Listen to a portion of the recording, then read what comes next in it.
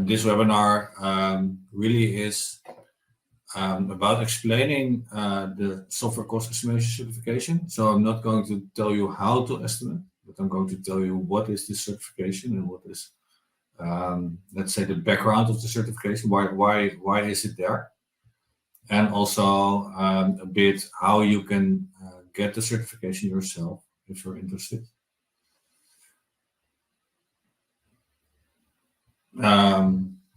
And I have like 26 slides for that, but most of it is, well, there are a couple of screenshots there of websites. So it's a lot of information, also a number of websites. I will just give you the website. You can take a look for yourself.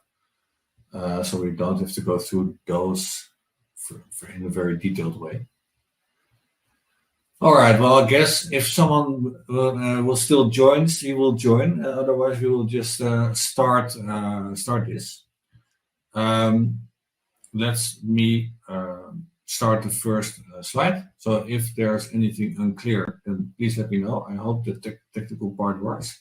So this is me, Harold. I'm living in the Netherlands, in Veendam, and I have quite a bit of experience in the IT world. 20 years of software measurement and metrics experience. And yeah, I have been in a number of not-for-profit organizations like the ISBSG, where I'm the immediate past president. And we're honored as well with the current president, Pierre and Nicole. So we have a large delegation there. In NESMA, I was a board member already for many years.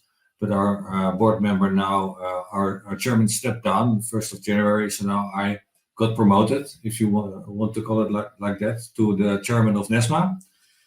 And in the SCEC, I see a software. This is the special interest group that I'm going to also talk a bit later about. There, I'm the board member of the board of this special interest group. Furthermore, I'm 50 years. I'd like to call it still young, but afraid not that young anymore. Like I said, living in the Netherlands, married, 3 children, and I have a lot of passions like speeches, skiing, traveling, fitness, mountain biking, and playing padel. So a lot of things to do in my free time, but metrics and measurement is also my hobby. So the agenda for today, first I want to dive into a bit of, let's say, background knowledge about software cost estimation. Why is it important? Also reminded you that it's a recorded webinar, so if you don't like that, yeah, then you probably want to leave, but most people like it nowadays. We're going to look into the ICS software special interest group, the cost estimation body of knowledge, how to become a certified software cost estimator, and the Q&A session. And then I have a final thought that I want to send you into the weekend with. And that's about what we're going to do. So first, why software cost estimation? Well, basically to avoid project failures and to make sure that your project is equipped with the right budget or the right estimate. I have here a couple of examples of projects that are not even that old and with huge disaster, large overruns, millions of euros or dollars overspent, overrun, etc. Of course, when you see these type of failures in the paper, there's always some kind of explanation. But most of the times, they just started with wrong expectations. So if you don't estimate a project in a realistic way, you have a very large chance that you'll end up with a failure, with a problem. The thing is that a lot of these projects are actually estimated by certified cost estimators. And there are certified cost estimators in the US. There are many of them. I will show that later also. Many certified cost estimators, and they can estimate anything, like a railroad or a new building or a brewery, or they can estimate all kinds of stuff. But usually they are not so good in software cost estimation, because software part is usually a very small part of the total budget of a project. So they don't really consider it to be that interesting to make a big fuss out of that. But if your railroad is ready, or your tunnel, or your airport luggage system, and the software is not ready, then you can't go live.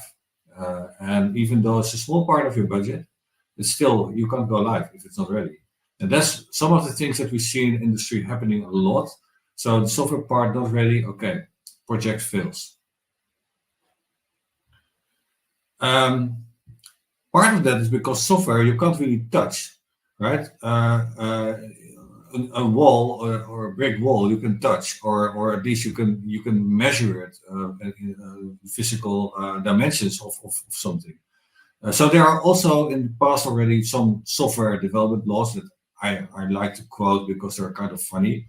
So here we have the first 90% of the code accounts for the first 90% of development time, and the remaining 10% of the code accounts for the other 90% of the development time. So this shows that with, let's say, traditional project management techniques, always all the signs were green until at least 90% into the project, and only then they found out, okay, but we're never going to make it, and then all the red lights go on, and a lot of things happening. And they will need a lot of extra time to finish. So this Hofstadter's law, it takes always longer than you expect, even if you take into account the Hofstadter's law. Yeah, okay. So even if you think something is going to already take a long time, it will even take longer. And then we have here the famous Fred Brooks mythical man month. What one programmer can do in 1 month, 2 programmers can do in 2 months, right? Which if you look at the rational, should be in half a month. But okay, these are just kind of laws that are there and that we see happening all the time. And it's especially when it comes to software development, not the other types of projects, even though there are, of course, failures as well. And I'd like to go back to this estimation maturity model that Dan Galloway once published. And I'd like to go back to it because it gives a bit of background on why we see these types of estimate in the industry. So this is estimation maturity model. So it says something about your estimation process in your organization that you use to estimate these type of big projects. So at level 0, you have informal or no estimating. So there's just a guy who says, okay, I think it's going to take, I don't know, 10,000 hours. Then you have level 1, which is a little bit more mature, but not very much. So you have some direct tasks, you have some spreadsheets, but still it's an ad hoc process. You don't use any data, you don't use any models or standards or whatever. And then we have at level 2, we start using formal sizing. So we first want to understand, okay, well, how big is this thing we're going to build? And then, okay, still we have not too much fuss about it. So we have simple productivity rate, for instance. It's still an informal process. And then you see here when the maturity goes up, your estimation maturity goes up as well. So you're going to use the data collection of past projects. At some point, you're going to analyze that. You're going to understand your productivity. You're maybe even going to benchmark your productivity against the industry averages, but ISPSG comes along. And then in the end, of course, you're going to do continuous improvement. So every new estimate should be better than the one before. And this type of maturity model is always very helpful to look in your own organization. Okay, where do we think we are? Where do we think we want to go? Do we even want to go to level 5, or is maybe level 4 good enough? But it's a good way to look at it, to understand what's happening in the industry. Because most of the estimates in these type of organizations are still done on the level 0 or level 1 maturity level. Expert opinions based on human experience, right? So the people that are make these expert opinions, they're not crazy. They have a lot of experience in the industry, but they're humans, so they're likely to be optimistic. There's a lot of science about that. Human bias is usually optimistic, because they know that the last project they worked on it was maybe also overrun, but they know, okay, but this time then we made this mistake, we did that wrong, but we're not going to do that again. We have learned from that. Well, this time other problems will arise. And here we say, okay, from level 2 we have formal sizing. This is the basis. So we can have parametric estimates based on size, data, and even models, the parametrical models. And this is, in my opinion, you should always use both ways, especially if it's a large project. it is very helpful to see, okay, what is the thing that the experts think, and what is the thing that the parametric estimates think, and just compare and try to understand where are the differences. And yeah, so that's very helpful. Now, I did that many times in my career as a cost estimator. And the human bias, right? The human bias on level 0 and 1 is mitigated somewhat at level 2, and it gets more solid at level 3. So then you're able to understand that the human bias, so the likeliness to be optimistic, is mitigated by the fact that you're using size and data to understand what's really going to be a realistic estimate. And that's important. Why is it important to have a realistic estimate? Because I like to take this figure that I derived from the book from Steve McConnell, Software Estimation, Demystifying the Black Art. It's already, I guess, over 15 years old. But it's a very helpful book to understand the background of software estimates. And he says, okay, if you have an optimistic estimate, then you're very likely to have nonlinear additional cost. So let's say here, if you should have estimated 1,000 hours for a project, and you estimated 800 hours, it's a low estimate, you're probably going to end up with 2,000 hours of project cost. While if you have a high estimate, so you should have estimated 1,000 hours, but you estimated 1,200, then you're just going to spend the 1,200. This is Parkinson's law. It says, okay, if you have extra budget, extra money, you will spend it because you have it, and you find some way to do it. And here is nonlinear extra cost. They come from planning errors, larger teams. Okay, then you see the mythical man-month reference, right? So you add people to your team, it gets only more expensive. Extra management attention, stress in the team, more defects, lower maintainability, all kinds of problems happen here, which you could have avoided. While here you only use the extra cost, and if you got the budget anyway for the project, nobody will care because you will stay within your budget. But what we see, so a lot of the industry project estimation is done still by humans, right? Like I said, over 90%, I think, in the industry, level 0 or 1. So this means that probably they're not really hitting the bullseye with their estimates. At least it's very likely because there's also usually a lot of pressure from the management, from the customers to lower the price instead of making a realistic offer. And especially when there's competition, right? So you have like 5 bidders bid for some project. They're not going to take the highest one, even though that may be the one that is most realistic. So there's pressure just to underestimate, and that is also one of the reasons that things go wrong in the industry. This is me on the Beijing, I think it was the IWSM conference in 2019, where kind of also explained a bit about software cost estimation. And I'm going to show you this picture that is on here in a minute. And already then we were quite far with the development of this cost estimation body of knowledge, and also the certification I'm going to talk about in a minute. Yeah, so that was 2019. Of course, we had a bit of a difficult period after that. But at least last year we were able to really go live with the SCEC and the certification. So that's a good thing. And what I presented in Beijing was basically this thing.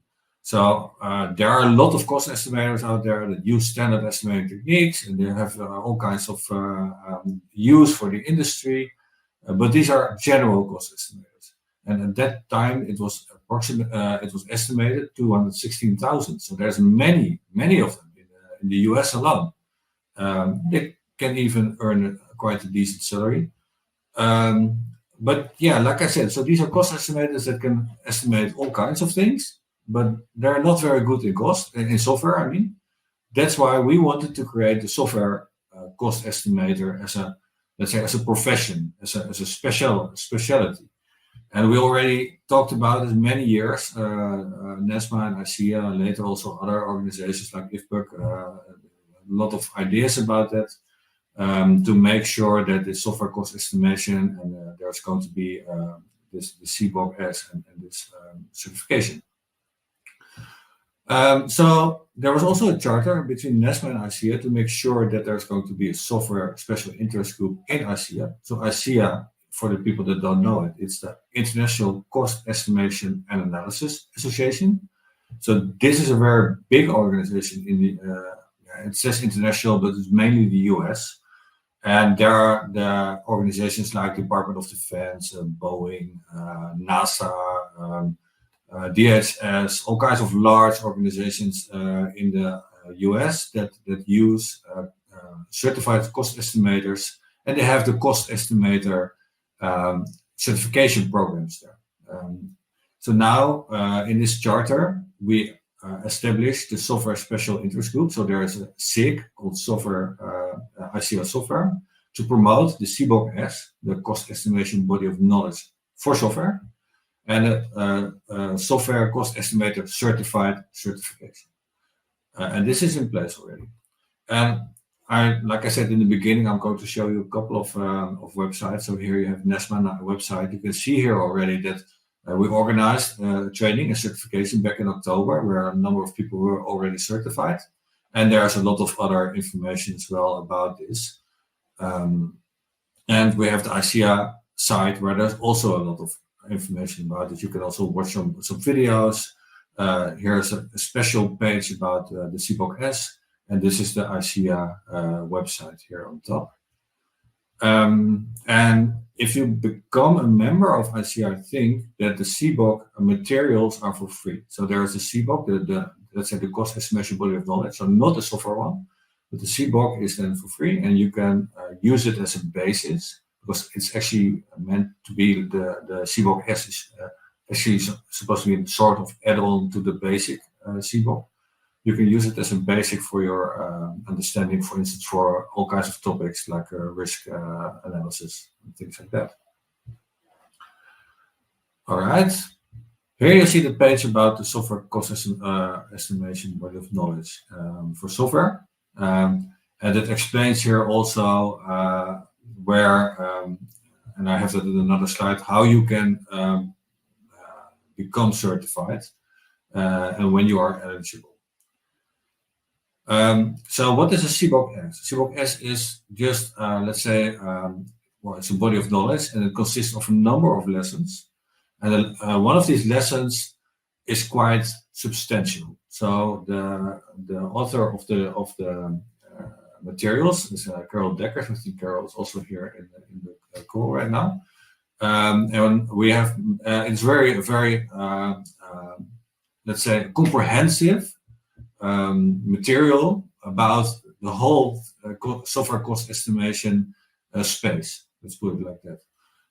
So it consists of a number of lessons, setting the stage, introduction, then the paradigms. There are many paradigms out there, like you have agile and waterfall, traditional, spiral, DSDM, all kinds of different ways of developing software that may require a different way of looking at estimating it and having different elements that you need to estimate. Software sustainment is about the maintenance and support. Let's say once an application goes into production, then you have the phase that it's going to be, it's going to be maintained. Incidents are going to be solved, etc. So it's about estimating also the software sustainment phase. Custom software development, that's the, let's say, the manual coding. And there's the 5-step estimation process, which is explained in lesson 3. Then we have the procured software, because of course a lot of software is not developed by organizations themselves, but they're bought and then probably configured or parameterized, if that's the word, but to configure all kinds of parameters around the software. And then we have summary and templates, and we have a couple of extra lessons about software size, which is very important. That's also why NESMA and ISBUC are involved, because software size, of course, the basis for a lot of the models, that is a lot of parametric models around the estimation of software projects. Productivity, what is it? How can you select the right productivity for the right projects? And there are a number of commercial estimating models out there that are also listed here in this lesson Z. And if you are going to study that, and if you are passing the exam, you get this very nice certificate. And in this case, I was one of the people that did the alpha or beta, I don't remember what was the name, but I did the exam and I passed it. So I now am one of the first SCEC, but we hope all that there's going to be a lot of other people that also want to do the certification to make sure the industry advances. And also the customer organizations understand, for instance, when they hire a vendor to do a project, that they should at least ask for someone that is certified to do the cost estimation from their part, to make sure that the right models, the right data, the right knowledge is used to come up with an estimate that can be trusted and is realistic.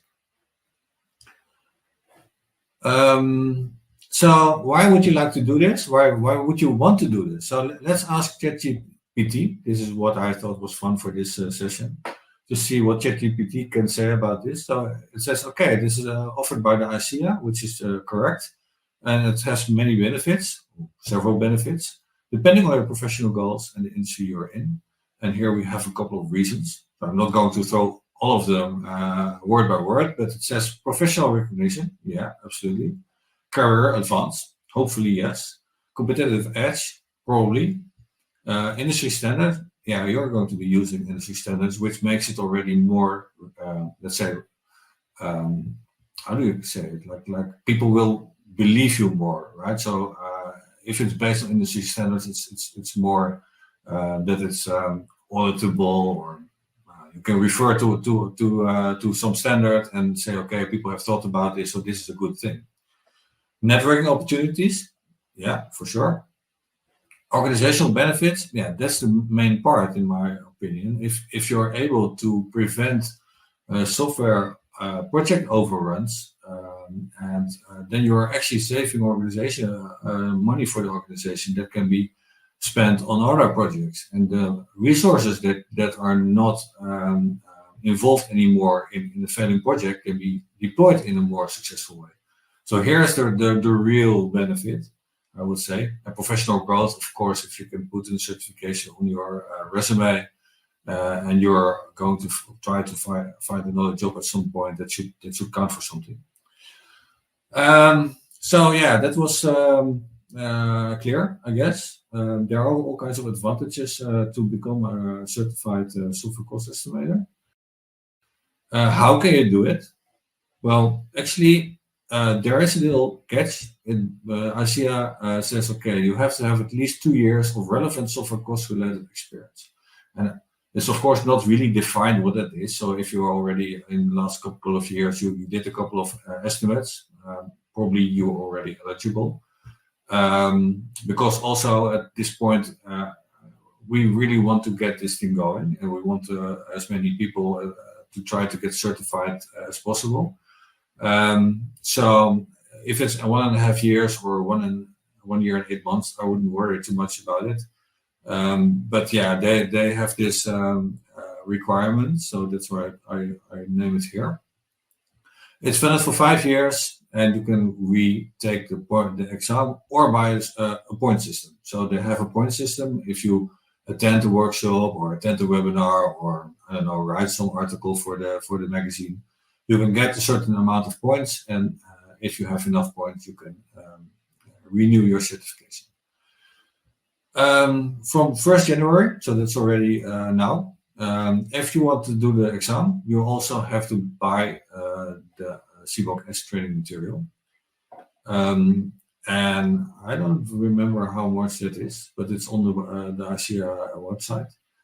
And there are all kinds of things that you can see here in the FAQ. It's an online exam, so you don't have to travel to the US to take the exam. You can do it whenever you want. But there is some electronic work to it. So you can't save it and then 1 hour later you can restart again. You really have to do it at one time. And if you're interested in attending a training, so we have organized a NESMA training in October, but I'd love to organize more trainings. And the last one was physical here in the Netherlands. But I think we can do this online as well, because I realize that a lot of people from, I don't know, India or Brazil can't travel all the way to the Netherlands for a training.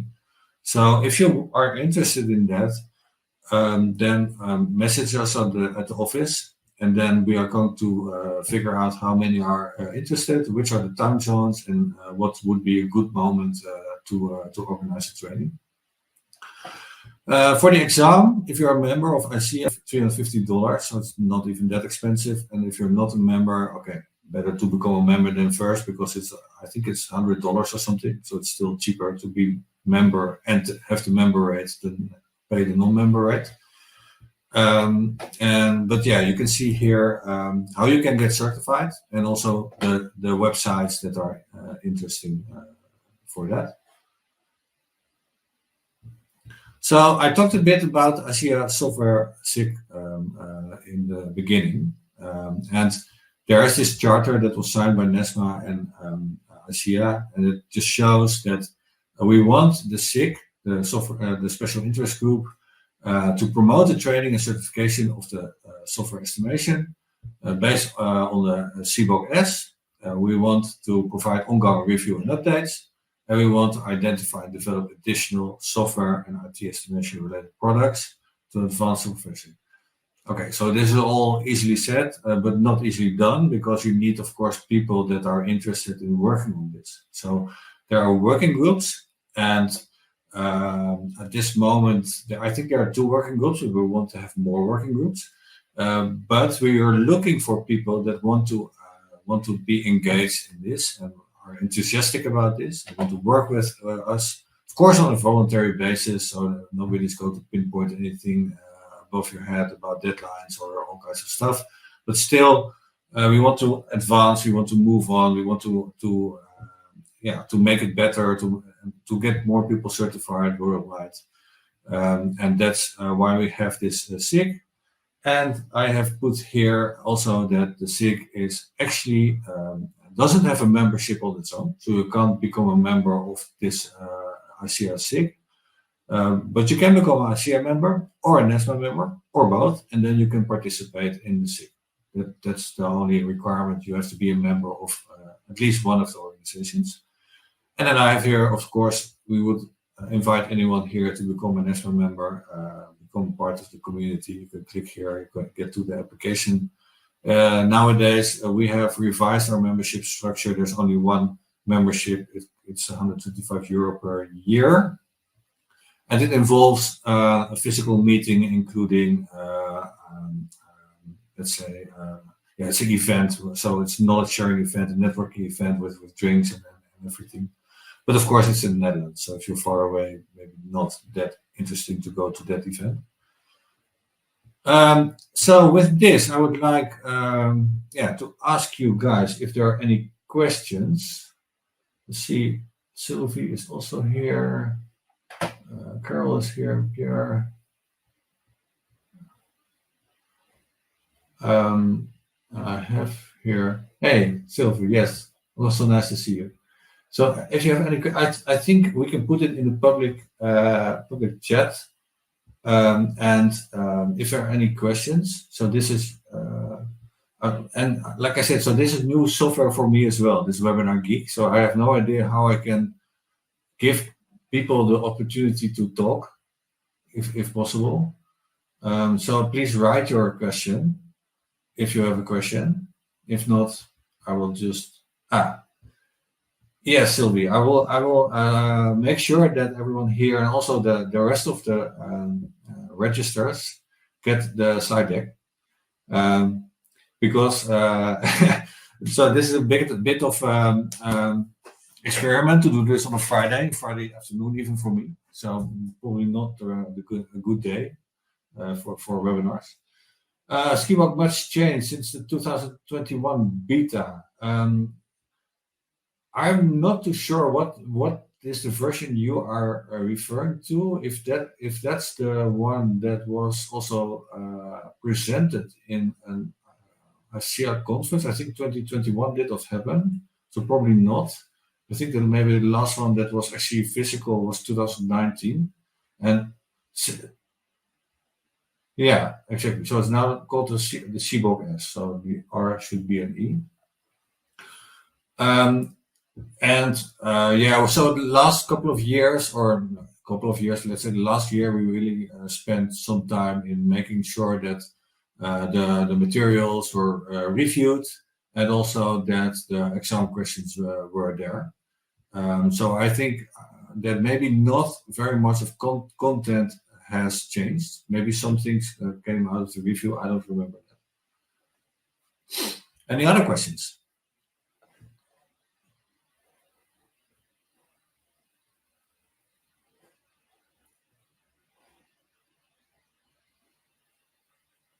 Yeah, thank you, Francisco. I see here we have also Shamia in the call. Shamia, what do you think? If you're still here.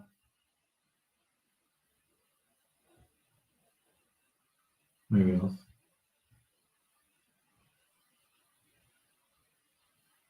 Okay, if there are no other questions, I will finish with my final thought. So this is what we're all aiming for, right? We earlier we saw the board with all the arrows everywhere except for in where they should be. This is what we're aiming for. We want to make sure that the industry, the projects that are carried out in the industry, are better and better estimated, and therefore also less overruns, less problems. So the success rate should go up. By having the software cost estimators like a profession in place, having the industry also acknowledging that there is a thing like a software cost estimator, which if you are going to do a software estimate, a certified guy should do it. So me and my colleague Frank, so we work also for IDC, and we recently we did an estimate for a national airport, Schiphol, the Amsterdam airport, which are going to completely revise their core operation system, a huge project, and they really asked for certified guys because they heard it somewhere. So that was very, very nice. The first time that I learned that the customer organization understand. Hey, there are certified guys here. I want those guys to look at my software estimate. So you can see there's already a bit of traction. It's not much yet. We have to really promote it and market it and make it broader known. But then you will also see that the customer organization in the industry were basically fed up with their overruns of their projects, especially when they have vendors that they pay on a time material basis. So they just they just are paid by making more hours than yeah. So this is what we try to do, and then we hope. Let's say it's my dream that we are going to make the project success rate higher. So for a long time, these were the chaos reports, right? That we saw once in a while coming up. Okay, 30% success rate for software projects. We want to make it at least a 70% by 2030. I would say that would make me very happy. And if it's realistic, I don't know, but at least we're working towards that. So keep the dream alive, certify, help the industry forward and yourself, like ChatGPT also agrees with. And yeah, this is what I want to share with you. A couple of more links. Want to become a member here. Nesma, oh yeah, this is my website of my company. Thank you for joining. And I will make sure that everyone will get the slides. And probably we're just going to reschedule this on another date, probably Friday, not that good.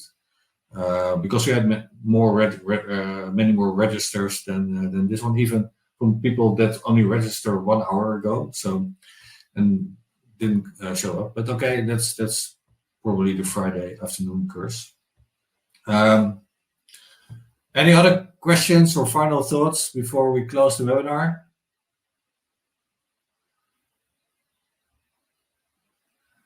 I guess not. Then thank you everyone for joining me. And I wish you all a very, very nice rest of your Friday and of course a great weekend. And well, hope to see you again soon. Bye-bye.